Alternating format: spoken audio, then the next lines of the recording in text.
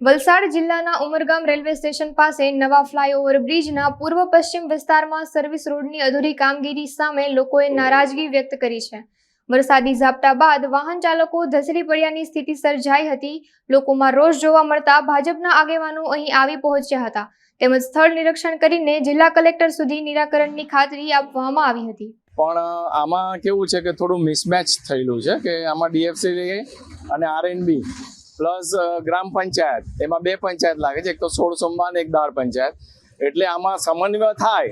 તો કદાચ થાય। કારણ કે એક ડિપાર્ટમેન્ટ બીજા ડિપાર્ટમેન્ટ એલિગેશન કરે છે, એક ડિપાર્ટમેન્ટ બીજા ડિપાર્ટમેન્ટનું એલિગેશન કરે ભાઈ કે આનું કામ ન થાય કાં તો ડિમોલિશન ના થાય ત્યાં સુધીમાં રોડ ન બને, અને રોડવાળાનું કે ગટર થાય કારણ કે ડિમોલિશન થાય પછી ડ્રેનેજ લાઇન બને પછી એ રોડ થાય, એટલે જ્યાં સુધી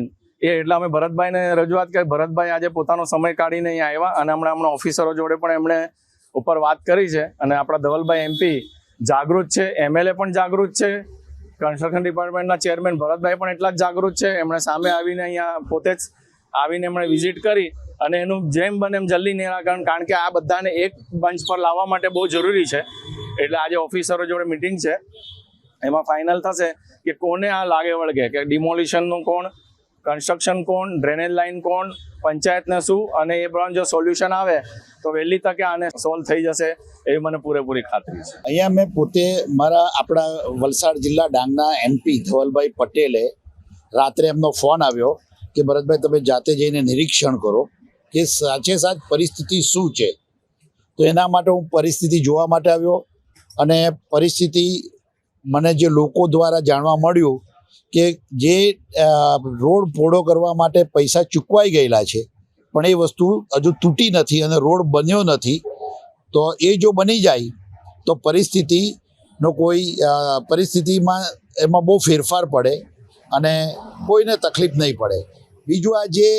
ડીએસએફસીએ જે બ્રિજ બનાવેલો છે અને એની અંદરના બધા જે ગેપિંગો છે તે ખાલી અપ એન્ડ ડાઉન માટે બે ખુલ્લા રાખવાના હોય છે, તે પૂરેલા નથી ને શોર્ટકટમાં વ્હીકલવાળો જાય છે અને એના લીધે કાદવમાં ફસી જાય અને સ્લીપ થવાથી પડવાના કિસ્સાઓ થોડા વરસાદમાં બન્યા છે। તો એના માટે પણ આપણે અધિકારીઓને સૂચના આપીને એને તાત્કાલિક બંધ કરીને ખાલી બે જ ફેઝ ખુલ્લા રાખે તો આ અકસ્માતો થતા બંધ થઈ જાય।